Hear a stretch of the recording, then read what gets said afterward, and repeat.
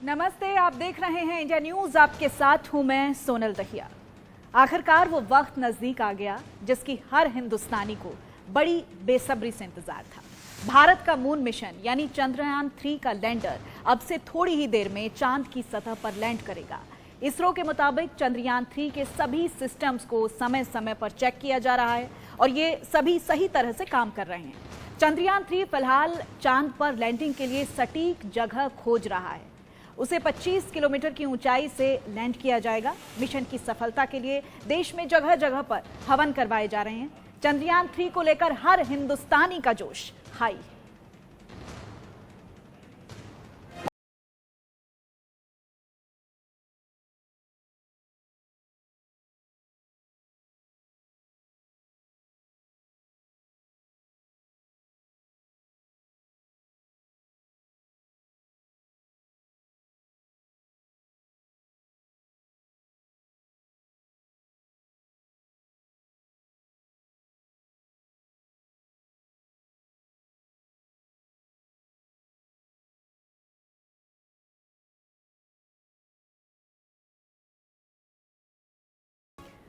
और अब आपको ग्राफिक्स के जरिए हम समझाएंगे चंद्रयान 3 के अलग अलग फेजेस क्या हैं। सबसे पहले आता है लैंडिंग फेज, जिसमें रफ ब्रेकिंग होगी, 690 सेकंड एल्टीट्यूड होल्डिंग होगी, 10 सेकंड में फाइन ब्रेकिंग होगा और 175 सेकंड में वर्टिकल डिसेंट 140 सेकंड्स तक का होगा। वर्टिकल डिसेंट के बाद 42 सेकंड का वक्त होगा और वर्टिकल डिसेंट 3 में 40 सेकंड का वक्त होगा। तो ग्राफिक्स के जरिए हम आपको लैंडिंग फेज को समझाते हैं कि किस तरह से वर्टिकल डिसेंट 2 से वर्टिकल डिसेंट 3 का जो ये फेज रहेगा, रफ ब्रेकिंग का कितना सेकंड्स का टाइम होगा, 690 सेकंड्स का टाइम होगा और एल्टीट्यूड होल्डिंग का जो टाइम होगा वो 10 सेकंड्स का होगा। तो ये बेहद ही महत्वपूर्ण समय है। जो लास्ट के 15 मिनट्स रहने वाले हैं वो बहुत ही इंपॉर्टेंट रहने वाले हैं। कहा जा सकता है कि मुश्किल भरे होंगे वो 15 मिनट जब लैंडिंग का वक्त नज़दीक आएगा। और उससे पहले जो अलग अलग फेजेस हैं उनको हम आपको समझाने की कोशिश कर रहे हैं कि क्या अलग अलग चरण रहेंगे जिसके ज़रिए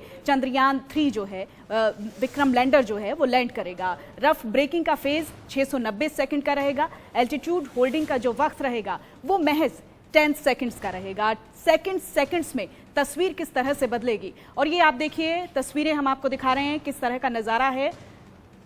अलग अलग जगहों पर हवन यज्ञ हो रहे हैं, लोग इंतजार कर रहे हैं इस बड़ी उपलब्धि के भारत में के सिर सेहरा बंधने का। बहुत इंतजार हो रहा है लोगों को। अलग अलग जगहों से हम तस्वीरें आ रही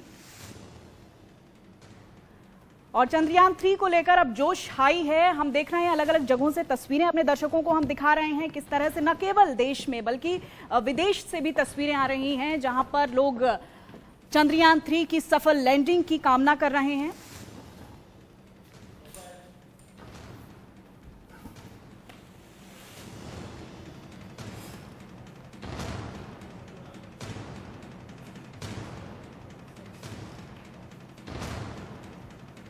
शाम 6:04 का वो वक्त होगा जब चंद्रयान 3 चंद्रमा पर लैंड करेगा। फिलहाल इसरो की तरफ से कहा जा रहा है कि सभी सिस्टम्स नॉर्मल हैं, तैयारी पूरी है।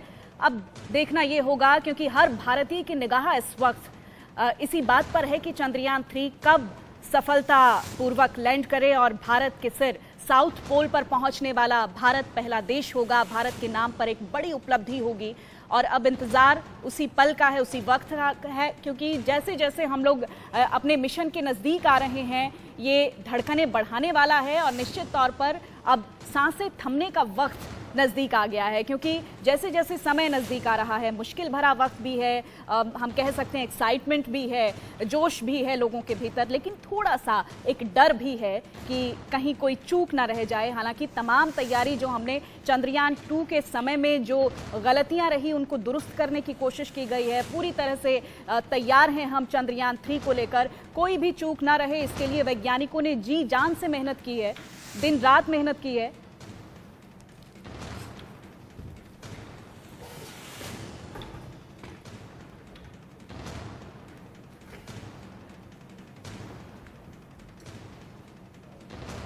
तो चांद की सतह पर पहुंचने के लिए चंद्रयान 3 अब कुछ ही पल दूर है। अब देखना होगा कि किस वक्त चंद्रयान 3 लैंड करता है और हम सब जो हैं वो जोश से भारतीयों का जो सीना है वो गर्व से चौड़ा होता है। तमाम तैयारियां पूरी कर ली गई हैं। शाम 6:04 का वक्त होगा और धीरे धीरे जैसे जैसे वक्त नजदीक आ रहा है हम उत्साहित भी महसूस कर रहे हैं।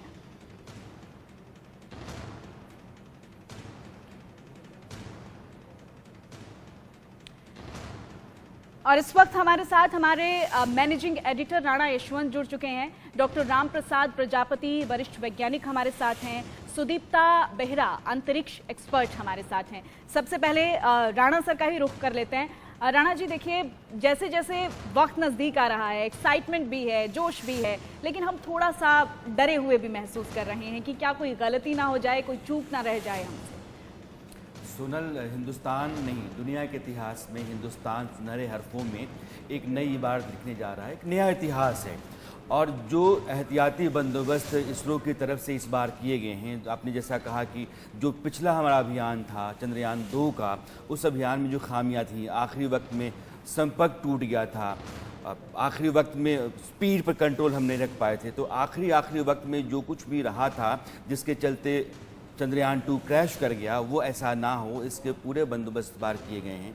अभी तक जितनी भी प्रोग्रामिंग हुई है और कंट्रोल कमांड का जो प्रोसेस चल रहा है वो दुरुस्त है, बिल्कुल सही है। और दुनिया के जितने भी बाकी स्पेस सेंटर्स हैं, रिसर्च सेंटर्स हैं, जैसे नासा है या यूरोपियन यूनियन का स्पेस सेंटर है, वो सब संपर्क में हैं, सबकी नज़र है। और यह बहुत हद तक यह मान कर चलिए कि ये सॉफ्ट लैंडिंग होगी। तो आखिरी 25 मिनट होंगे वो बहुत ही क्रूशियल क्रिटिकल कहे जाते हैं, क्योंकि स्पीड बहुत ज़्यादा होती है लैंडर की, 6000 किलोमीटर पर आवर की रफ्तार होती है। अभी जो 25/134 यानी कि ये चंद्रमा है, तो चंद्रमा के चारों जो चक्कर लगा रहा है, तो जब दूर जाता है हमारा लैंडर तो 134 किलोमीटर का फासला होता है, और जब नज़दीक आता है तो 25 किलोमीटर का होता है। यह चक्कर तब तक चलता रहेगा जब तक कि वहाँ रोशनी नहीं आ जाएगी। 23 तारीख को आज ही चंद्रमा पर दिन होना है, और जो चंद्रमा का दिन होता है उसकी जो कुल लंबाई होती है धरती पर 14 दिनों के बराबर होती है। यानी कि लैंडर रोवर के लिए वहां काम करने के लिए 14 दिन होंगे, और इसीलिए शायद इन्हीं 14 दिन का चुनाव किया गया है। हाँ, तो वो जो 20 मिनट क्रूशियल होते हैं जब लैंड करेगा, यानी कि 25 किलोमीटर की ऊंचाई से जब चलेगा लैंडर, उस समय उसकी रफ्तार 6000 किलोमीटर पर आवर की होगी, और जब वो लैंड करेगा उस समय 6 किलोमीटर के आसपास की स्पीड होगी। तो यह जो स्पीड कंट्रोल है और उस समय कमांड एंड कंट्रोल का प्रोसेस है, वो इसरो के संपर्क में चुकी है, और अभी तक पूरा कमांड एंड कंट्रोल ठीक चल रहा है। इसलिए हिंदुस्तान चांद पर अपनी नई दुनिया एक तैयार करेगा, नई इबारत लिखेगा, नया इतिहास लिखेगा। और बिल्कुल राणा जी, जो लास्ट की 15 मिनट्स है, इसरो से संपर्क टूट जाएगा, खुद अपने आप सारी चीजें हैंडल लैंडर करेगा, इसलिए भी थोड़ा सा ये मुश्किल भरा कहा जा सकता है। हमारे साथ डॉक्टर डी.के. पांडे रक्षा विशेषज्ञ भी जुड़े हुए हैं। Doctor DK. पांडे, आप रक्षा विशेषज्ञ हैं, रक्षा से संबंधित मुद्दों को बेहतर समझते हैं। अब अगर ये बड़ी उपलब्धि हमारे हिस्से आती है तो आप भारत की ताकत में किस तरह से इजाफा देखेंगे?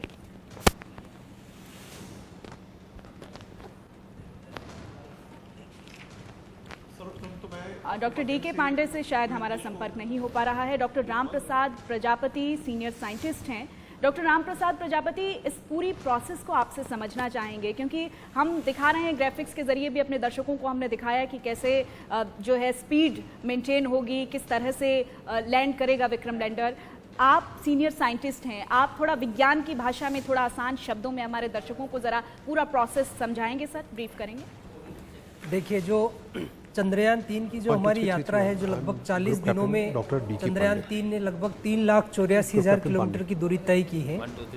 इतनी लंबी दूरी जब तय की है तो कितनी स्पीड थी चंद्रयान की, ये हमें पता है।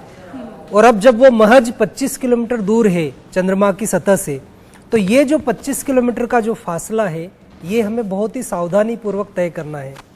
इसके लिए लैंडिंग के पहले जो प्रोसेस है, 4 डिफरेंट प्रोसेस है, जिसमें कि वो कंप्लीट होने के बाद में वहाँ पर कंप्लीट लैंडिंग हो पाएगी।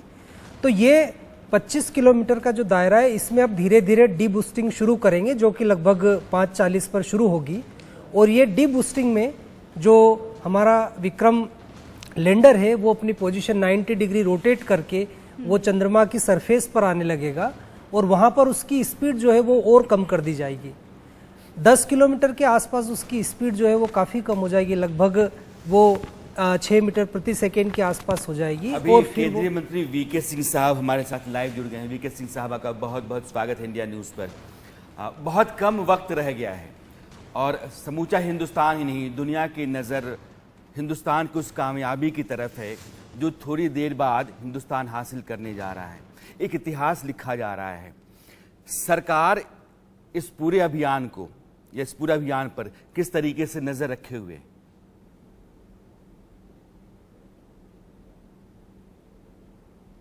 सिंह साहब, आपको मेरी आवाज़ आई? हाँ, आ रही है आपकी आवाज़ मुझे। जी, आपका बहुत बहुत स्वागत है इस समय। जी हाँ, बहुत बहुत धन्यवाद। आप एक सवाल पूछ रहे थे, मैं सिर्फ यही कहना चाहूँगा कि पूरे देश की निगाहें अभी इस चीज़ के ऊपर हैं कि कब लैंडर धीरे धीरे चंद्रमा के ऊपर उतरेगा और उसके बाद अपने मिशन को पूरा करेगा। हम सब उनको बधाई दें, पूरी टीम को जो इस पूरे मिशन के अंदर लगी हुई थी। और ये समय है जब बहुत सावधानी का है, हर चीज़ को एहतियात से काम करने का है। तो हम सब उनको इस चीज़ के लिए भी, उनकी सफलता के लिए प्रार्थना करें कि वो पूरे तरीके से सफल हों और भारत को अपने इस मिशन के अंदर सफलता मिले। सिंह साहब, जो आखिरी 20 मिनट माना जा रहा है, चूंकि रफ्तार बहुत ज़्यादा होगी उस समय भी लैंडर की, 25 किलोमीटर की ऊंचाई से जब उसको चलने को कहा जाएगा और वो चलेगा वहाँ से, तो 6000 किलोमीटर पर आवर की रफ्तार होगी। उसको चांद पर उतरने से पहले अपनी स्पीड को 6 किलोमीटर पर आवर की रफ्तार से लाना है। यह जो क्रिटिकल क्रूशियल फेज होता है, जिस समय आपका कमांड कंट्रोल सब चल रहा होना चाहिए, संपर्क बने रहना चाहिए, यह 20 मिनट हिंदुस्तान के लिए बहुत नाजुक 20 मिनट हैं, जो 6 बजे के आसपास माना जा रहा है, जो 6:04 पर लैंडिंग है, तो उससे ठीक 20 मिनट पहले की है। चूँकि आप सरकार का हिस्सा भी हैं, आप देश के नागरिक भी हैं, तो जितना उत्साह लोगों में है, जितना रोमांच है और जो एक डर सा भी है, यह आपके भीतर भी है। आप, मुझे लगता है कि इस चंद्रयान के साथ जुड़े हुए हैं। व्यक्तिगत तौर पे आप बतौर नागरिक बताइए कि आप क्या महसूस कर रहे हैं अभी? देखिए, ये समय है गर्व का, ये समय है अपने वैज्ञानिकों के लिए प्रार्थना करने का कि वो अपने मिशन के अंदर सक्सेसफुल हो, और देखने का कि किस तरीके से जब लाइव टेलीकास्ट चलेगी तो लैंडर किस प्रकार से नीचे आता है। और पूरे देश के अंदर इसको सब लोग देखने की कोशिश कर रहे हैं।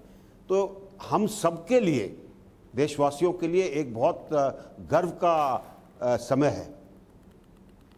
सिंह साहब, मैं अभी देख रहा था कि इसरो के अलावा नासा, दुनिया की सबसे बड़ी स्पेस एजेंसी है, वो भी संपर्क में है, वो भी लगातार अपने डेटा का जरिए नज़र रखे हुए है। यूरोपियन यूनियन की स्पेस एजेंसी है, वो भी नज़र रखे हुए है। आप यूँ मान के चलिए कि दुनिया के वो तमाम देश जो काबिल देश कहे जाते हैं, जिन्होंने चंद्रमा पर अपने अभियान भेजे हैं, उनकी नज़र भी हिंदुस्तान पर है और ऐसा लग रहा है उनको कि हिंदुस्तान यह मिशन कामयाबी से उतार लेगा, पूरा कर लेगा। और चांद के उस हिस्से पर जो दक्षिणी ध्रुव कहा जाता है, उस इलाके में दुनिया में पहली बार कोई देश होगा जो अपना मिशन पूरा कर पाएगा। इस लिहाज से भी हिंदुस्तान को थोड़ा अलग तरीके से देखा जा रहा है। और भारत के वैज्ञानिकों ने स्पेस साइंस में बहुत काम किया है पिछले कुछ वर्षों में। खासकर मैं 9-10 वर्षों की बात करूं तो स्पेस साइंस में बहुत काम हुआ है। इस वैज्ञानिकों के इस योगदान को और स्पेस साइंस में हिंदुस्तान की तरक्की को आप किस लिहाज से, किस नज़रिए से देखते हैं? देखिए, आज अगर पूरा विश्व और खासकर बड़ी बड़ी संस्थाएं, बड़े बड़े वैज्ञानिक हमारी तरफ देख रहे हैं तो अपने आप आपको अंदाज़ा लग जाएगा कि कितना बड़ा काम है। दक्षिणी ध्रुव पर लैंडर का उतरना, किस प्रकार भारत कर रहा है, ये सब विश्व इसीलिए देख रहा है कि उनको पता है कि हमारे वैज्ञानिकों की काबिलियत क्या है। और हमारे वैज्ञानिकों की काबिलियत पूरे विश्व के अंदर वैसे ही फैली हुई है। आपको नासा के अंदर भी हमारे वैज्ञानिक मिलेंगे। सब जगह पर अच्छा काम करने के अंदर आपको कहीं ना कहीं एक भारतीय ज़रूर मिलेगा। तो मैं तो इस समय यही कह सकता हूं कि हम सब पूरे मिशन के वैज्ञानिकों को शुभकामनाएं दें और प्रार्थना करें कि उनका हर क्षण सफलता से गुजरे। एक आखिरी सवाल सर, मुझे विंस्टन चर्चिल याद आ रहे हैं। चर्चिल ने कहा था कि हिंदुस्तानी हैं यार, इनको सरकार चलाने को दोगे तो अपनी सरकार नहीं चला सकते, देश नहीं चलते, बेकार के लोग हैं। और आज वही हिंदुस्तान है, उनका मुल्क जो है, वहाँ भी एक हिंदुस्तानी ही प्रधानमंत्री बनकर उनके देश को चला रहा है।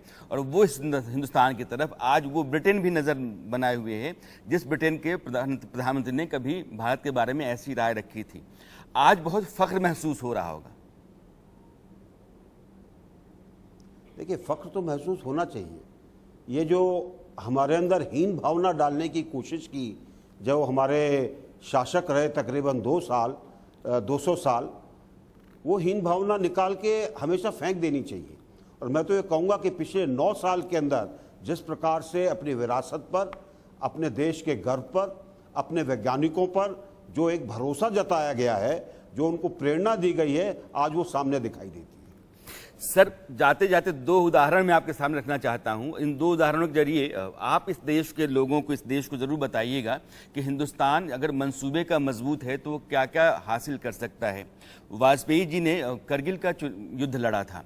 उस समय उन्होंने अमेरिकी हुकूमत से ये कहा था कि भाई आप अपने GPS के ज़रिए पाकिस्तानी फ़ौज का लोकेशन बता दीजिए ताकि हमारे हमले में थोड़े शार्पनेस आ जाए, मैं उनको बाहर कर दूँ। अमेरिका ने मना कर दिया कि नहीं, हम आपको GPS लोकेशन नहीं दे सकते हैं। ये क्रायोजेनिक इंजन है, जिस इंजन के ज़रिए इस सैटेलाइट, इस स्पेस यान को भेजा गया है, जो हमारा ये चंद्रयान 3 है। क्रायोजेनिक इंजन भी दुनिया के वो 4 देश, अमेरिका, रूस, फ्रांस, जापान, जो बनाते हैं, उन्होंने देने से मना कर दिया। आज हिंदुस्तान क्रायोजेनिक बना रहा है। जो पिछला चंद्रयान 2 गया उसको क्रायोजेनिक इंजन से ही गया, और ये चंद्रयान 3 भी क्रायोजेनिक इंजन से ही गया। तो क्रायोजेनिक इंजन और वो GPS जो अमेरिका नहीं दिया था, आज हमारे पास अपना लोकल पोजिशनिंग सिस्टम, जिसको हम LPS कहते हैं। और ये दोनों हिंदुस्तान के मंसूबे, हिंदुस्तान के संकल्प और हिंदुस्तान के वैज्ञानिकों की बड़ी कामयाबी हैं, जिसके नमूने, जिसके सबूत आपके सामने हैं। मैं चाहूँगा देश के लोगों को इस लिहाज से एड्रेस करें। देखिए, मैं ये कहूँगा कि जब वैज्ञानिकों को प्रेरणा दी जाती है और उनके ऊपर भरोसा जताया जाता है, तो 1 साल के अंदर कोरोना का वैक्सीन बनाकर तैयार कर देते हैं जी। अब जब उनको प्रेरणा दी गई है, उनके ऊपर भरोसा जताया गया है, तो पूरी सफलता से लैंडर चांद के ऊपर उतरेगा और जो उसका मिशन है उसको पूरा करेगा। ये सब लीडरशिप के ऊपर निर्भर करता है कि आप कैसे प्रेरणा देते हैं, कैसे अपने लोगों में विश्वास जताते हैं, कैसे उनको आगे बढ़ाने का कार्य करते हैं। प्रधानमंत्री जोहानिसबर्ग में हैं, वहाँ से भी लैंडिंग के समय वो समय निकाल करके और लैंडिंग को देखेंगे। और बहुत उम्मीद है कि इसरो के, हिंदुस्तान के वैज्ञानिकों को बधाई देंगे सॉफ्ट लैंडिंग कामयाब होने के बाद। देनी भी चाहिए, बहुत अच्छा काम हो रहा है। और इसके पीछे प्रधानमंत्री जी की प्रेरणा रही है कि बहुत अच्छे तरीके से हमारे साइंटिस्ट ने अपने मिशन को तैयार किया है और अब मिशन पूरा करने जा रहे हैं। बहुत बहुत शुक्रिया सिंह साहब, जुड़ने के लिए, अपनी बात रखने के लिए। 2019 में जब चंद्रयान 2 सितंबर में क्रैश कर गया था, उस समय प्रधानमंत्री को हमने देखा था कि वो केस जो उसमें इसरो के चेयरमैन हुआ करते थे, हेड कर रहे थे, उनको गले से लगाया था और उनको ढाढ़स दिया था, कुछ नहीं है, फिर करेंगे, फिर आगे बढ़ेंगे और कामयाब होंगे। आज फिर वो तारीख आ गई है जब हिंदुस्तान एक कामयाबी लिख सकता है। बहुत बहुत शुक्रिया सर आपका, बहुत बहुत शुक्रिया हमसे जुड़ने के लिए, अपनी बात रखने के लिए। तो तमाम मेहमान हमारे साथ जुड़े हुए हैं। Doctor professor Dipankar Banerjee director हैं आर्यभट्ट रिसर्च इंस्टीट्यूट के, हमारे साथ जुड़े हुए हैं। दीपांकर जी, आप ही से सवाल ले लेते हैं। जिस तरह से अभी राणा जी ने भी जिक्र किया कि साउथ पोल को हमने चुना है, आपसे हम समझना चाहेंगे कि साउथ पोल को ही क्यों चुना। हमने देखा चंद्रयान 1 के समय पर भी, जब चंद्रयान गया था तो हमने वहाँ पर संभावनाएं तलाशी। उन संभावनाओं में हमें दिखा कि यहाँ पानी हो सकता है, तो एक जीवन हो सकता है। लेकिन आपसे हम थोड़ा विस्तार से समझना चाहेंगे, साउथ पोल को समझाएं आप हमारे दर्शकों को।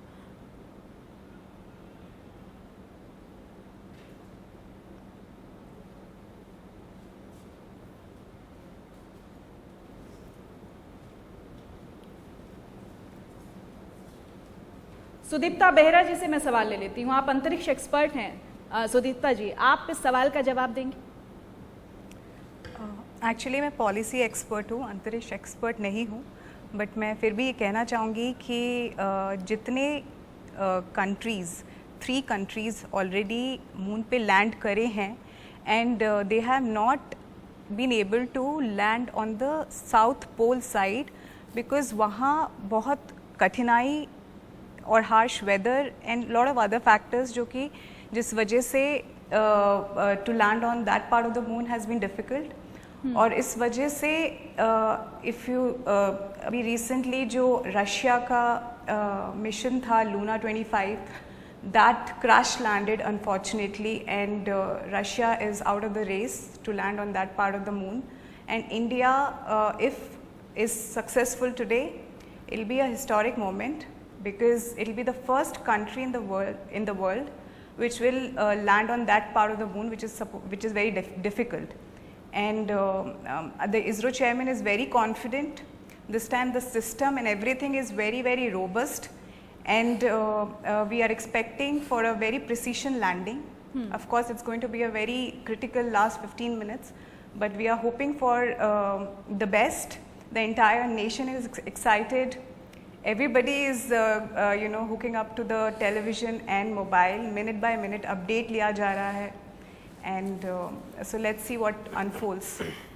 ठीक है, doctor Ram Prasad Prajapati senior scientist भी हमारे साथ जुड़े हुए हैं। डॉक्टर राम प्रसाद, तैयारी पहले से ज़्यादा मजबूत है, हम ज़्यादा कॉन्फिडेंट हैं, लेकिन फिर भी ओवर कॉन्फिडेंट नहीं हो सकते हैं। कुछ गलतियां, कुछ चूक अंतिम समय में समझ में आती हैं। हमने पहले की गलतियों से सीखा, हमने अपने आप को दुरुस्त किया, लेकिन इस बार भी अगर हम ज़रा भी ओवर कॉन्फिडेंट हुए तो थोड़ा हमें खामियाजा भुगतना पड़ सकता है। आप किस तरह से इन तैयारियों को पुख्ता देख रहे हैं इस मिशन में? जी सोनल जी, देखिए जैसे जो हमारा आज का दिन तय किया गया है उसमें आखिरी के जो 15-20 मिनट का क्षण है उसमें इन सारी चीज़ों को तो डेफिनेटली देखा जाएगा, और इसरो ने एक्स्ट्रा टाइम भी इसके लिए ले रखा है कि अगर परिस्थितियां हमारे अनुकूल नहीं हुई तो इस बार हम वो रिस्क कतई नहीं लेंगे, और ये जो प्रक्रिया इसको वापस से 3-4 दिन के बाद में फिर से दोहराई जाएगी पुनः। जो तकनीकी खामियां आई थी इसके पहले, उन खामियों को जरूर दुरुस्त कर लिया गया है। उसमें कुछ जो है जैसे थ्रस्ट या जो नोदन प्रणाली उसमें काफ़ी हाई पावर के उसमें थ्रस्टर्स लगाए गए हैं। उससे जो सरफेस को मॉर्फोलॉजी को मेजर करने के लिए इंस्ट्रूमेंट्स लगाए गए हैं, और जो नेविगेशन सिस्टम है उसको काफ़ी इम्प्रूव किया गया है, क्योंकि कहीं ना कहीं पिछली बार की असफलता में जब 2 इंजन काम करना बंद कर दिए गए थे तो नेविगेशन सिस्टम से हमारा कनेक्शन टूट गया था और प्रॉपर वहाँ पर सरफेस की इंफॉर्मेशन नहीं दे पाया था, जिसके कारण वो क्रैश लैंडिंग हुई। इस बार ये किया गया है कि अगर सारे इंजन भी काम करना बंद कर देंगे तो वो सॉफ्ट लैंडिंग उसकी निर्धारित हो जाए, इस प्रकार का उसमें सिस्टम लगाया गया है। तो नेविगेशन सिस्टम को स्ट्रॉन्ग किया गया है, वेट पॉइंट ऑफ व्यू से उसको कम किया गया है, और सबसे जो बड़ी बात है उसमें यह है कि अब हमारे पास में चांद की उस सरफेस की ऐसी बहुत सारी इन्फॉर्मेशन है। जो हमारा पहला जो ऑर्बिटर ऑलरेडी पहले से घूम रहा था उसने काफ़ी इन्फॉर्मेशन हमें दी है, और जो दायरा है, जो रेडियस है जहाँ पर उतारा जाएगा सरफेस का, वो काफ़ी लंबा हमने लगभग 5 किलोमीटर रखा गया है। तो ऐसे बहुत सारे तकनीकी बिंदु हैं जिन पर इसरो ने काफ़ी संजीदगी से काम किया है। और बात जो आप कह रहे हैं कि इस समय में हड़बड़ी का बिल्कुल कोई प्रश्न नहीं उठता है, क्योंकि हमने इतनी दूरी जब तय करने में 40 दिन लगाए हैं, लगभग 3,84,000 किलोमीटर, तो ये 25 किलोमीटर की महज जो दूरी है इसको तय करने में निश्चित ही हमें काफ़ी सावधानी और संयम बरतना रहेगा, और वो इसरो करेगा। और निश्चित ही आज आप 6:05 पर हम एक आज एक गौरवशाली जो हमारी या एक जो रोमांचित करने वाली खबर सुनेंगे, और हमारा देश जो है भारत वहाँ पे झंडा जो है अपना लहराएगा चंद्रमा पर। बिल्कुल सही कह रहे हैं आप। अंग्रेजी में कहावत है ना, slow and steady wins the race. तो अब उसी को समझने की हमें कोशिश करनी होगी कि हम धैर्य रखें और धैर्य के साथ आगे बढ़ें। एक बड़ी उपलब्धि की तरफ निश्चित तौर पर हम आगे बढ़ रहे हैं। Doctor DK. पांडे, रक्षा विशेषज्ञ, हमारे साथ जुड़े हुए हैं। Doctor DK. पांडे, इससे पहले बहुत से देशों ने कोशिश की, लेकिन साउथ पोल पर संभावना तलाशने वाले हम पहले देश बन जाएंगे अगर सब कुछ ठीक ठाक रहा तो। दूसरे देशों में एक बेहद मजबूत संदेश जाएगा। देखिए, जब हम ये कहते हैं कि हम प्रयास कर रहे हैं तो प्रयास के पीछे बहुत तैयारियां हैं। जिस प्रकार से हमने सबक सीखा है चंद्रयान 2 से, और जो उनका ऑल्टीट्यूड होल्डिंग फेज से ब्रेकअप फेज में हम जब गए थे, उस बीच में जो प्रॉब्लम आई थी और चंद्रयान 2 जो है हमें वो नहीं दिला सका और जिसकी हम उम्मीद कर रहे थे। ऐसा नहीं था कि वो मिशन जो है वो पूर्णतः असफल रहा। अभी भी उसका ऑर्बिटर घूम रहा है, उससे हमें काफ़ी तस्वीरें मिलती हैं और चंद्रयान 3 के साथ जो ऑर्बिटर है वो चंद्रयान 2 का ही जो लिंक हुआ है। तो ये कहना कि वो एक असफल प्रयोग था, मेरे ख्याल से गलत था। हमने बहुत कुछ सीखा है उससे। और सबसे महत्वपूर्ण प्रश्न जिसका बार बार चर्चा हो रही है कि सॉफ्ट लैंडिंग की, जो कि इस मिशन में सबसे बड़ी प्रायोरिटी रखी गई है। जो पहला प्रथम उद्देश्य है इस मिशन का कि हम सॉफ्ट लैंडिंग करें और इसके लिए जो तैयारियां की गई हैं वो निश्चित रूप से सबको हतप्रभ कर देंगी, क्योंकि पहले तो जो लैंडर होता है उसमें व्हील्स नहीं होते, उसमें स्टिल्स होते हैं, तो वो जाके पैड की तरह गिरता है, वो कुशन की तरह प्रयोग में आने चाहिए का जो एक शॉक अब्जॉर्बर का रोल प्ले करता है। तो ये जो लेग्स बनाए गए हैं इस बार चंद्रयान 3 में, जो लैंडर विक्रम है, अगर विक्रम वेताल की कहानी आपको ध्यान हो, वहाँ से विक्रम लिया गया, बाद में हम उसकी चर्चा करेंगे कि विक्रम नाम कैसे पड़ा। तो ये जब वहाँ लैंड करेगा तो उसके लेग्स को एडिशनल स्ट्रेंथ दिया गया। साथ में जो दूसरी जो सावधानी बरती गई है वो इसके स्पीड्स को चेक करने के लिए, स्पीड बहुत ज़्यादा नहीं होनी चाहिए। ल्यूनर 25 का आपने अभी चर्चा की, जिसमें कि स्पीड की वजह से वो जो है ल्यूनर 25 जो है वो असफल रहा। तो महत्वपूर्ण ये है कि हमने जो गलतियाँ की उसको दोहराए नहीं, तो उसी दिशा में हम उसके स्पीड को नियंत्रित करेंगे और जब ये ऑल्टीट्यूड होल्डिंग फेज से ब्रेकअप फेज में आएगा तो इसकी स्पीड लगभग 0 के आसपास रहेगी, यानी कि बहुत ही धीमी गति से चल रहा होगा। तो इसको उतरने में किसी प्रकार की जो है दिक्कत नहीं होनी चाहिए। जो क्योंकि अभी हम पहली बार ये प्रयास कर रहे हैं, इसलिए निश्चित रूप से एक जो संशय रहता है हर आदमी की जो प्रयास करता है कि शायद हम कहीं असफल तो नहीं होंगे, क्योंकि सब कुछ करने के बावजूद भी वो इफ एंड बट का जो फैक्टर है वो हमेशा जो सक्रिय होते हैं। तो बिल्कुल डॉक्टर टी के पांडे सही कह रहे हैं, हमने अपनी गलतियों से सीखा है, हमने अपने आप को बेहतर किया है और हम उसी बेहतरी की अब कामना कर रहे हैं। हमारे managing editor doctor Rana Yashwant भी हमारे साथ जुड़े हुए हैं। राणा जी देखिए, आप चूंकि साहित्यिक मिजाज के आदमी भी हैं, हमने देखा है कि पाकीज़ा फिल्म का एक गाना था ना कि चलो दिलदार चलें चांद के पार चलें, बहुत सारी कविताओं में हमने चांद की परिकल्पना की, बहुत खूबसूरत तरीके से बहुत से गानों में हमने चांद का जिक्र किया और अब कहीं ना कहीं हम कह सकते हैं कि जो कल्पना थी वो कल्पना अब साकार रूप ले रही है। तो अब हमें ये कल्पना में नहीं, हम मूर्त रूप में भी हम तमाम चीज़ों को देख पाएंगे, हम चांद को देख पाएंगे, चांद की सतह को देख पाएंगे, वहाँ की संभावनाओं को समझ पाएंगे। सोनल, चांद जब तक हमसे एक फासले पर था, जब हम चांद के पास नहीं पहुँचे थे, दुनिया जब तक नहीं पहुँची थी, सबसे खूबसूरत कोई चीज़ धरती के पास थी तो वो चांद था। इसलिए वो कविताओं में, कहानियों में, किस्सों में, कई तरह की रुमानियत में, ख्वाबों में, ख्यालों में उसके ज़रिए बहुत सारे किस्से भी बुने गए। लेकिन चांद पर जब इंसान जाने लगा तो इंसान के जाने के साथ साथ विज्ञान और स्पेस साइंस दोनों की तरक्की के रास्ते खुलते चले गए। अब जिस बात का जिक्र हम नहीं कर रहे हैं, मुझे लगता है उसको करना चाहिए कि जिस जोन में आपका यह चंद्रयान लैंड करेगा, जो साउथ पोल का इलाका, साउथ पोल नहीं है लेकिन साउथ पोल का इलाका है, अब वहाँ चूंकि टेम्परेचर -200 डिग्री सेल्सियस से नीचे चला जाता है, इसलिए वहाँ पानी या बर्फ़ के होने की गुंजाइश मानी जा रही है।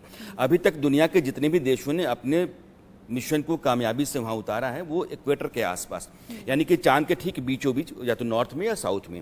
लेकिन साउथ पोल की तरफ के इलाके में उतारने का मतलब ये है कि मैं इस तलाश में हूँ कि वहाँ पानी है कि नहीं है।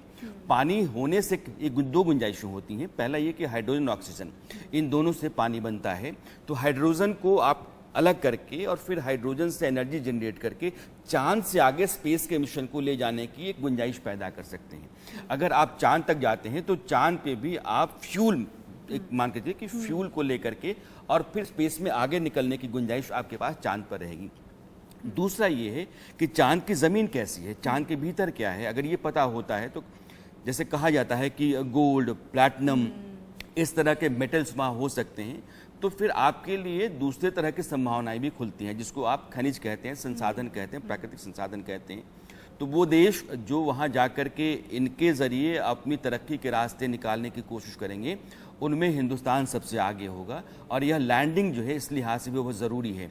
इस मिशन की कामयाबी हिंदुस्तान ही दुनिया के लिए भी बहुत ज़रूरी है, क्योंकि उसी हिस्से में रूस ने अपने ल्यूना 25 को उतारने की कोशिश की। रूस इस रेस में था कि हिंदुस्तान इससे पहले कि वहाँ अपनी लैंडिंग करा ले, हम अपने यान को भेज करके दुनिया के इतिहास में सबसे पहले दक्षिणी हिस्से पर चांद के उतरने वाला देश बन जाए, लेकिन वो क्रैश कर गया। इसलिए हिंदुस्तान की तरफ दुनिया फिर से निगाह बनाए हुए, वो एक प्रोसेस है। हमने ऑर्बिट्स चेंज किए हैं, जो अर्थ का ऑर्बिट था उसको हमने चेंज किया, फिर हम लूनर ऑर्बिट में गए, फिर वहाँ से हम एक ऑर्बिट में हमारा स्पेस क्राफ्ट घूम रहा है। अब वहां से जब आप कहेंगे लैंड करने को तो लैंडिंग शुरू होगी। उसी लैंडिंग का दुनिया और हिंदुस्तान इंतजार कर रहा है। 25 मिनट 20 मिनट जो हैं वो बहुत ही क्रूशियल हैं, लेकिन इस बात की पूरी संभावना और उम्मीद है कि यह सेफ और सॉफ्ट लैंडिंग होगी। ठीक है, डॉक्टर राम प्रसाद प्रजापति भी सीनियर साइंटिस्ट हमारे साथ जुड़े हुए हैं। लूना 25 का हम जिक्र कर रहे हैं डॉक्टर राम प्रसाद। गलतियां रही रूस से निश्चित तौर पर, तभी लूना 25 क्रैश हो गया, लेकिन हम एक बेहतर स्थिति में दिख रहे हैं इस वक्त। हमारी तैयारियां बेहद मुकम्मल नज़र आ रही हैं। किस तरह से देख रहे हैं आप इस पूरी यात्रा को, क्योंकि हमने अपनी गलतियों से सीखकर अपने आप को अब बेहतर किया है और अब हम उसी बेहतरी की एक्सपेक्टेशन भी कर रहे हैं, हमें रिजल्ट्स भी उसी तरह से मिले। देखिए, हमारी जो इसरो एजेंसी है स्पेस साइंस, वो भी नासा के बाद यदि हमारे स्पेस प्रोग्राम देखें तो सबसे अधिक हम विश्व में स्पेस प्रोग्राम अभी हमने लॉन्च किए पिछले कुछ सालों में। और इसके साथ साथ हमने रशिया के भी कुछ सैटेलाइट हमारे व्हीकल्स के थ्रू वहाँ पर भेजे। तो हमारी स्पेस साइंस में जो रशिया की रॉसकॉस्मोस एजेंसी है उससे काफ़ी अच्छी स्थिति में हम हैं। और नासा स्पेशली हमारी जो स्पेस के प्रोग्राम है, इसरो के जो प्रोग्राम है, उस पर ध्यान रखता है। चूँकि हमारे पास चंद्रयान 2 के कारण ऑलरेडी अनुभव है और रशिया के पास ये एक्सपीरियंस नहीं था, इसलिए जो उनका लूना 25 अभी जो कुछ दिनों पहले जो क्रैश हुआ है, तो हमारे पास तो ऑलरेडी अनुभव है और हमने हमारी गलतियों को दुरुस्त किया है। और जो हमारी जो इफ़िशियंसी है स्पेस साइंस टेक्नोलॉजी में, या जो थ्रस्टर या जो उसमें टेक्नोलॉजी लगाई गई है वो काफ़ी एडवांस किस्म की है। तो मुझे नहीं लगता कि इस बार कोई हमें अड़चन आएगी। और रशिया निश्चित ही इसमें असफल रहा है, बट हम विश्व के ऐसा पहला देश बनने जा रहे हैं जो कि पहली बार दक्षिणी ध्रुव पर चांद के जा कर के भारत का झंडा गाड़ेगा। और वहाँ की जो भौगोलिक परिस्थिति है चांद की, न सिर्फ भौगोलिक बल्कि जो उसमें रंभा जो पेलोड लगा हुआ है, उस रंभा के कारण वहाँ पर जो सूर्य का जब प्रकाश पड़ता है तो वहाँ पर चार्ज पार्टिकल या जिसको प्लाज्मा डेंसिटी बोला गया है, उसमें लॉन्गमेयर प्रोब को लगाया गया है। तो वो ये पता करेगी कि वहाँ पे क्या वातावरण बनने की संभावना है या नहीं, या किस तरह से प्लाज्मा डेंसिटी वहाँ पर। और भी बहुत सारे पेलोड हैं जो कि वहाँ पर उसकी पृथ्वी, वहाँ पर चंद्रमा की सरफेस पर क्या क्या मिनरल्स हैं, या वहाँ पर कुछ भूगर्भी कंपन होता है या नहीं। कमांड सेंटर में है, जहाँ से संपर्क सीधा इसरो बनाए हुए है चंद्रयान 3 से। मनोहर, अभी वहाँ क्या चल रहा है और अभी तक आपने क्या देखा है वहाँ?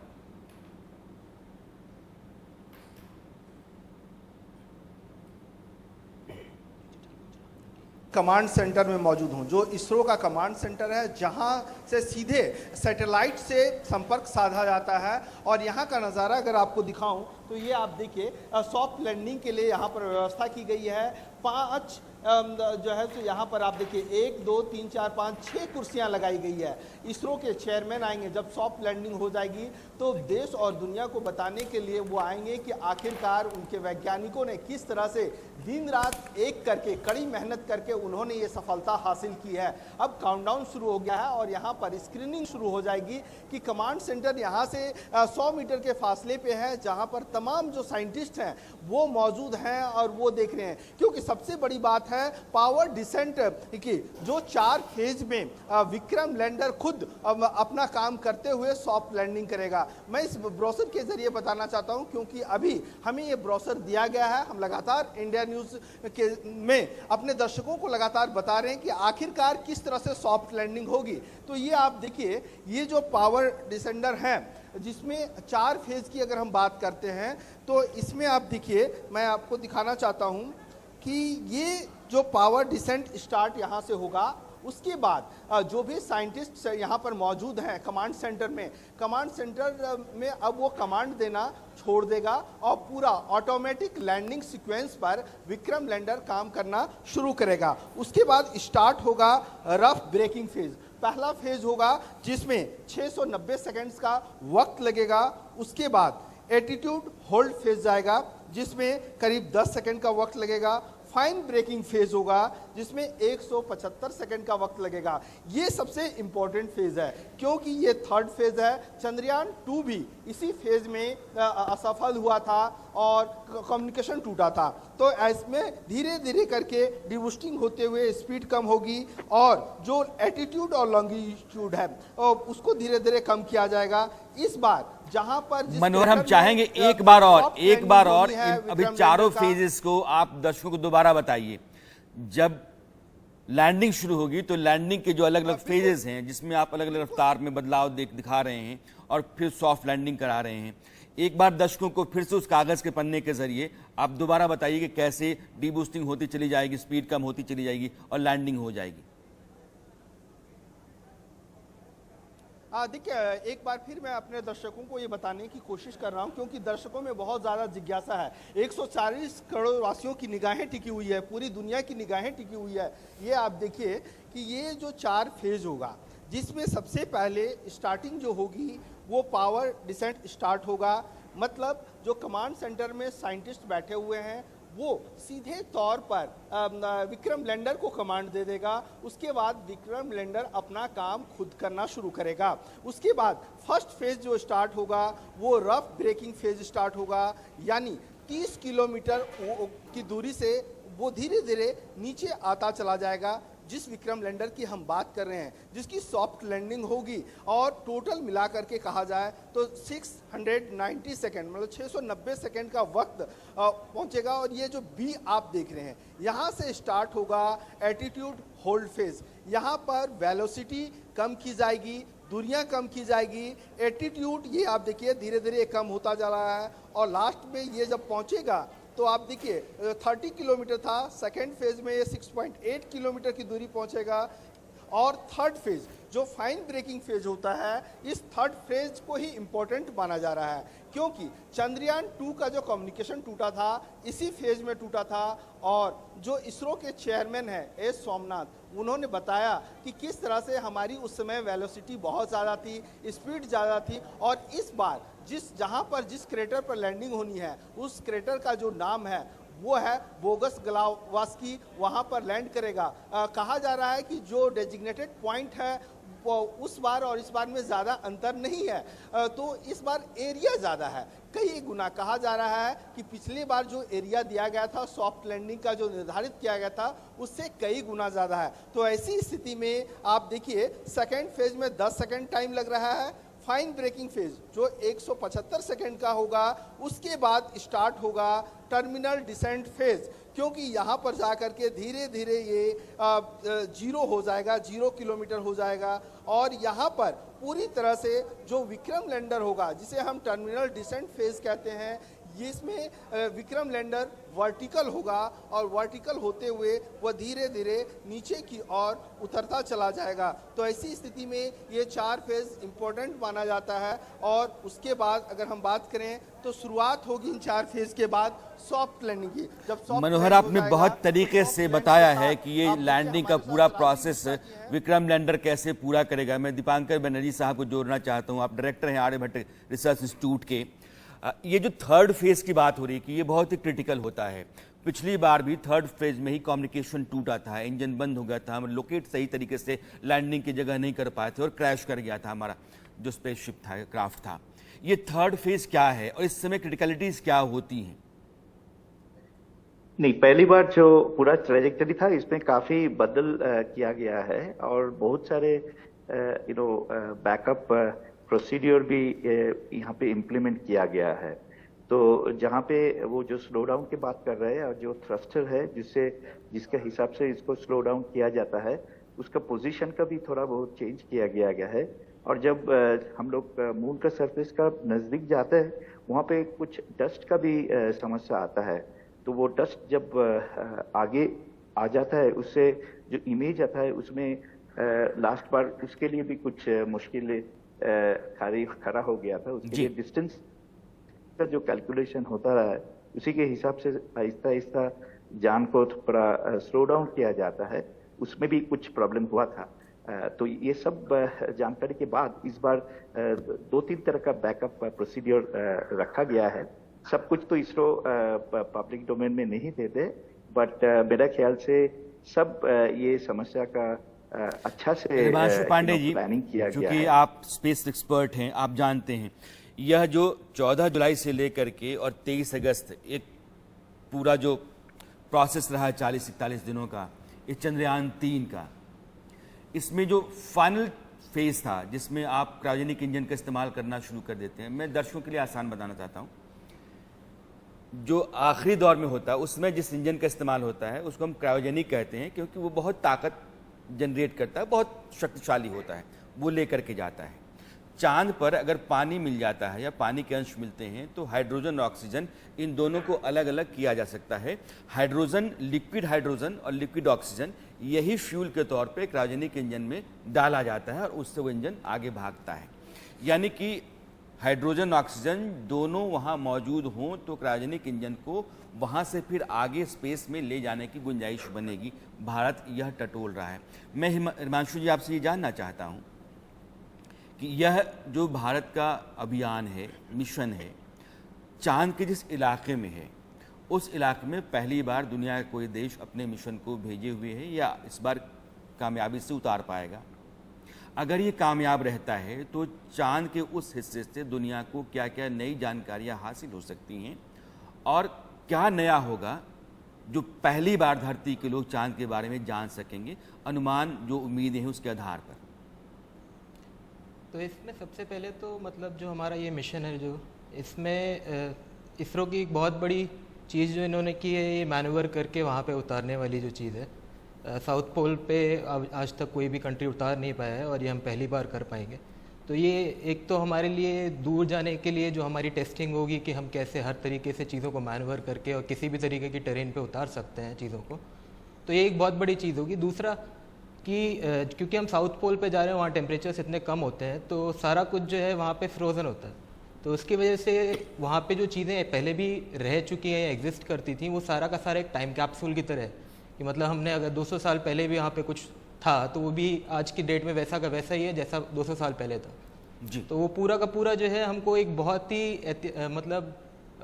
ऐसी चीज़ें मिलेंगी जो हम हमारे अर्थ को कैसे बना, मतलब इसका मैं फॉर्मेशन आपको कैसे थोड़ी हुआ। देर के रोकना चाहता हूं। मैं फिर से कंट्रोल रूम, कंट्रोल सेंटर जो इसरो का है, जहां हमारे सहयोगी मनोहर हैं, किसी वैज्ञानिक के साथ है। मनोहर। बिल्कुल राणा जी, मैं आपको बताऊं कि मेरे साथ राजीव मिश्रा हैं, जो तीनों फेज अगर हम देखें या और मिशन जो चंद्रयान का है, चंद्रयान 1, चंद्रयान 2, चंद्रयान 3, तीनों मिशन को इन्होंने कवर किया है। सीनियर जर्नलिस्ट हैं और इनसे हम बात करेंगे क्योंकि जो सिचुएशन इन्होंने देखा, क्योंकि ये जो सेंटर है ये उस बात का गवाह है और आज भी इतिहास रचने जा रहा है। सीधे हम राजीव मिश्रा से बात करते हैं। राजीव जी, आपने मिशन 1 को भी देखा, मिशन 2 को, मिशन 3, क्या अंतर देख रहे हैं और लैंडिंग प्रोसेस में कितना डिफरेंस है? देखिए, सबसे पहले एक मैं इन्फॉर्मेशन देना चाहूँगा। जो लैंडर विक्रम है वह 1.5 घंटे में चंद्रमा का एक चक्कर लगा रहा है, तो ये उसका आखिरी राउंड है, यानी चंद्रमा की कक्षा में वो आखिरी बार घूम रहा है। अब 1 घंटे का समय रह गया है लैंडिंग में। 1 घंटे में अगले वह उस पड़ाव पर पहुंचेगा जहां से उसके लैंडिंग की शुरुआत हो जाएगी। और ये जब लैंडिंग की शुरुआत होगी तो हम 4 चरणों में, 4 फेज़ में चंद्रमा के सतह तक पहुंचेंगे। जहाँ तक आपने कहा कि पहले और दूसरे मिशन में क्या अंतर देख रहे हैं, तो पिछला जो मिशन था उसमें कहा गया कि जो लास्ट 15 मिनट है वह एक डरावना पल होगा, ऐसा कुछ स्टेटमेंट उस समय आया था और काफ़ी उस पर न्यूज़ चला कि ये 15 मिनट डरावना पल होगा, डरावना पल होगा। लेकिन इस बार इतनी तैयारियां हैं और इसरो के वैज्ञानिक इतने कॉन्फिडेंट हैं कि इस बार कह रहे हैं कि MOX में आप कितने कॉन्फिडेंट हैं? मतलब रात में जब आप खबर लिख रहे होंगे तो हैप्पीनेस होगा। देखिए, हम इसलिए कॉन्फिडेंट हैं कि 7.4 किलोमीटर के बाद से हमारा लास्ट टाइम का जो मिशन था गड़बड़ाया था।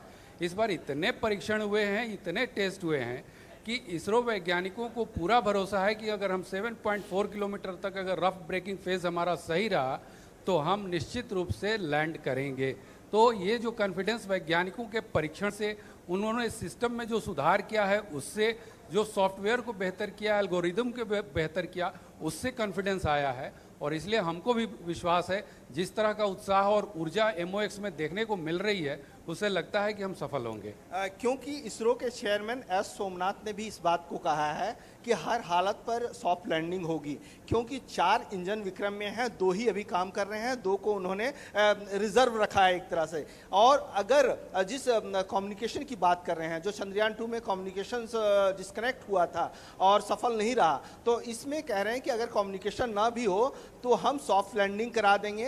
एल्गोरिथम जिसकी बात आप कर रहे हैं, वो हमारे दर्शकों को एक बार बताएं कि ये एल्गोरिथम क्या होता है विक्रम लैंडर। नहीं, जो 4 जो इंजन हैं, वो चारों इंजन काम कर रहे हैं। सोमनाथ ने कहा है कि अगर 4 में से 2 इंजन फेल हो जाएं, 2 इंजन भी काम करें, तो भी हम सॉफ्ट लैंडिंग करेंगे। अगर सारे सेंसर फेल हो जाएं, तो भी हम सॉफ्ट लैंडिंग करेंगे। लेकिन ये जो कॉन्फिडेंस है वो इसलिए आया है क्योंकि 7.4 किलोमीटर तक हम लास्ट टाइम बहुत ही शानदार, हमारा जो रफ ब्रेकिंग फेज था वो हमारा बहुत ही डॉट पे रहा यानी कहने का मतलब कि जो प्लान किया गया था, जो योजना बनाई गई थी, उसके हिसाब से चला। तो अगर हम 7.4 किलोमीटर तक जाते हैं, उसके बाद हमारा 2 इंजन काम नहीं करता है, सारे सेंसर काम नहीं करते हैं, तो भी हम सक्सेस होंगे। देखिए 800 मीटर पे जब रहेगा लैंडर, तो वहाँ से वो सेंसर्स के जरिए वो देखेगा कि लैंडिंग के लिए ये जगह अच्छा है या नहीं है, क्या कोई बोल्डर है, क्या कोई खाई है। उसके बाद से वह 150 मीटर पर जब आएगा तब फैसला करेगा कि यहाँ लैंड होना है या नहीं। तो फिर वो आगे निकल जाएगा और दोबारा जो है सो स्कैन करेगा। नहीं तो वह करीब 100 से 150 मीटर आगे बढ़कर वहाँ पर लैंड करेगा। तो इसके लिए तमाम जो भी तैयारियां हैं, जो भी मनोहर, बहुत शुक्रिया आपका। आपके मेहमान ने बताया है इस बार जो स्पेस क्राफ्ट हमारा है चंद्रयान 3 का, उसमें एहतियाती तौर पे बहुत सारी चीजें जोड़ी गई हैं। इंजन जोड़े गए हैं, 2 इंजन एक्स्ट्रा डाला गया है। उसका जो कैमरा है वो लगातार नीचे देख रहा है कि स्पॉट कौन सा होगा जहां लैंड करना चाहिए। तो जो पहले से फीड है लोकेशन, अगर वहां उसको लगता है कि लैंड नहीं कर सकते हैं, सेंसर्स कह रहे हैं कि आजू बाजू पत्थर हैं, गड्ढे हैं, या नहीं करना चाहिए, तो ऑटोनोमस लैंडिंग कर सकते हैं, यानी कि आजू बाजू मूव करके वो जहां भी सही जगह मिले वहां जाकर के लैंड कर सकता है। 800 मीटर 150 मीटर के आसपास जैसे नीचे आता जाएगा स्पीड कम होती जाएगी। 800 मीटर पर सेंसर्स काम करना शुरू कर देंगे, यानी कि वो बताना शुरू कर देंगे कि हमको लैंड कहाँ करना चाहिए, आजू बाजू, दाएं बाएं, आगे पीछे, न पत्थर होना चाहिए, न चट्टान होनी चाहिए, न गड्ढा होना चाहिए, लैंडिंग की जगह ठीक होनी चाहिए। इंजन आपके पास एक्स्ट्रा रखे, 4 इंजन है, इसलिए कोई दिक्कत नहीं है। कैमरा है, तो इस बार एल्गोरिदम ठीक है अभी तक का। तो एल्गोरिदम का मतलब ये होता है कि कोडेड लैंग्वेजेस जो अलग अलग स्टेज में चलती हैं और फिर वो आगे अपना काम करता हुआ चला जाता है और जो आपका मकसद है उसको पूरा कर देता है। तो एल्गोरिदम ठीक रहता है, सब कुछ ठीक हो जाएगा। इस बार बहुत हद तक वैज्ञानिकों को उम्मीद है कि इस बार 2019 वाली स्थिति नहीं आने वाली है। इस बार हिंदुस्तान इतिहास रच देगा। इस इतिहास रचे जाने की उम्मीद में 140 करोड़ लोग बैठे हुए हैं और दुनिया की नज़र 140 करोड़ के इस देश हिंदुस्तान के ऊपर लगी हुई है। मैं अब चलता हूँ लखनऊ, मेरी सहयोगी वहाँ हैं, कुछ बच्चे हैं वहाँ। निकिता, आप जहाँ हैं, बच्चे हैं। मैं आपको बताना चाहूंगी हाँ। कि जी ये जो 40 दिन की जर्नी थी वो इतनी आसान नहीं थी और फिलहाल आज वो घड़ी आ गई है। फिलहाल मेरे साथ मैं उस जगह मौजूद हूँ, उस स्कूल में मौजूद हूँ जहाँ पर जो डायरेक्टर है, जिन्होंने पूरा नाम रोशन किया है, उन्हीं के कॉलेज में, नवयुग कॉलेज में मौजूद हूँ। और ठीक पीछे आप हमारे देख सकते हैं टीचर्स हैं, स्टूडेंट्स हैं और तिरंगा फिलहाल लगातार यहाँ पर लहरा रहा है। क्या कहना चाहेंगे? सबसे पहले आज ऐतिहासिक दिन है, बहुत बड़ा दिन है, क्या कहना चाहते हैं? बस कुछ ही घंटों का इंतजार है।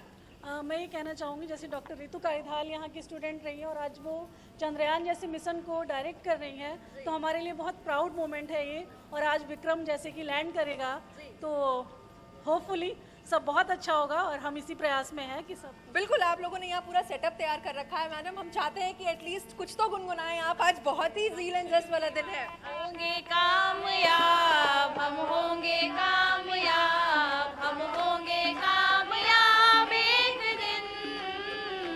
हो मन में है विश्वास, पूरा है विश्वास, हम होंगे कामयाब एक दिन। होगी शांति चारों ओर, होगी शांति चारों ओर, होगी शांति। कामयाबी का यह गीत जो है, जमीन पर एक लकीर चलती है जो सरहद कहते हैं, उस सरहद के भीतर एक देश रहता है जिसको हिंदुस्तान कहते हैं। 140 करोड़ लोगों का यह मुल्क जो है, इसका हर इंसान, इसका हर दिल आज यही कहता है कि हम होंगे कामयाब। जो हमारा लैंडर है वो अपने ऑर्बिट में है, 1.5 घंटे में वो अपना एक चक्कर पूरा करता है, यानी कि अब जिस चक्कर को पूरा कर रहा है उसका आखिरी चक्कर है। इसरो को ये फैसला इसरो ने किया था कि अगर हमको चेंज करना होगा टाइम में या डेट में तो फिर हम 2 घंटे पहले चेंज करेंगे। इसरो ने अभी तक नहीं किया। इसका मतलब ये है कि सब कुछ सही रास्ते पर और सही तरीके से बढ़ रहा है। और ये लैंडर जो विक्रम है वो अपने आखिरी राउंड पर है। इसके बाद 6:40 पर जहां से होगा वहां से चांद की दूरी 25 किलोमीटर की होगी और फिर वहां से लैंडिंग शुरू हो जाएगी। और उस 20 मिनट के लिए हिंदुस्तान इंतजार कर रहा है कि वो 20 मिनट गुजरे और फिर हिंदुस्तान चांद पर वो लिखे जो दुनिया के किसी भी मुल्क ने आज तक लिखा नहीं है। वक्त एक ब्रेक का है, ब्रेक के बाद फिर मिलते हैं।